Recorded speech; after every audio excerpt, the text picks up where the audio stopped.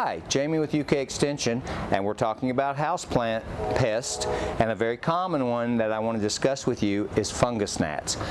Weirdly, this one is not usually a pest of the plant itself, but fungus gnats are small gnats, much like fruit flies, that tend to congregate on the soil surface.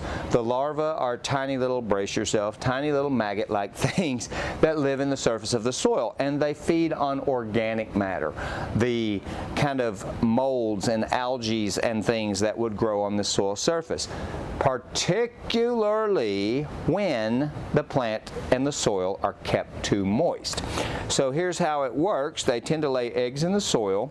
Those little guys hatch out, and if they get severe enough, they can start damaging roots and stuff, but that's very unusual. Generally, they're just more of a nuisance pest that fly around the house and drive you insane. So the insect will lay its eggs on top of the soil surface.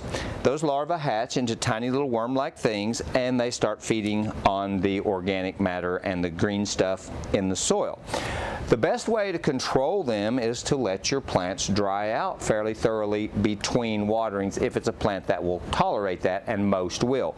These are largely relegated to the top couple inches of soil, so generally on a sizable plant you can let that top dry out quite severely without damage to the plant, and there will be enough moisture in the bottom of the root ball. So this is a real common problem with things you've brought in from outdoors. As much of a fan as I am of taking things outdoors, there are some negative things, and one would be we expose them to more insects. So monitoring before you bring in can be helpful. Drying those plants down really well can be helpful, and indoors of course they need less light anyway, so it can be less of an issue. If you water properly and don't keep the soil too moist, indoors, fungal gnats are normally a short-term problem, but if you're an overwaterer and you let these things stay wet, or you've got a saucer underneath that catches it, you're just really multiplying fungal gnats, and that's not what you want to do. So be on the lookout for them.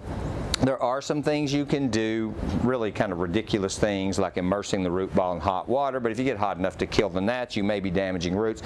I generally just manage it through moisture control, and that's the best way to do it. And if you water properly throughout the season, I mean, I realize we've had some ridiculous rainfalls, and it's not always possible to keep plants dry outside, but just practicing that regularly will often keep them from becoming a serious problem to begin with. What a lot of people overlook is that when plants come in from outdoors you've probably been watering 2 or 3 times a week or even more to keep them going. You bring them indoors, that gets slashed to about 20%. You don't need as much water, so I think often we just get in the habit of watering this frequently and think it's the same indoors as out, and it is so not. So my first tip, if you're seeing these little gnats, you can't assume they're fungal gnats. We do have fruit flies, we do have drain flies, other things we can help you identify, but the fungal gnats are some of the smaller ones. And the tip is, if they're coming out of your house plants and that's where you notice them most, then it's probably fungal gnats.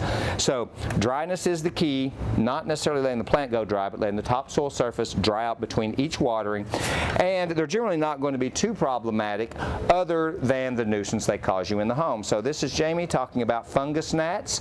Hope you have learned something about how to keep their numbers down, and keep in mind they're generally not end of the world because the plant is not suffering, it's just you.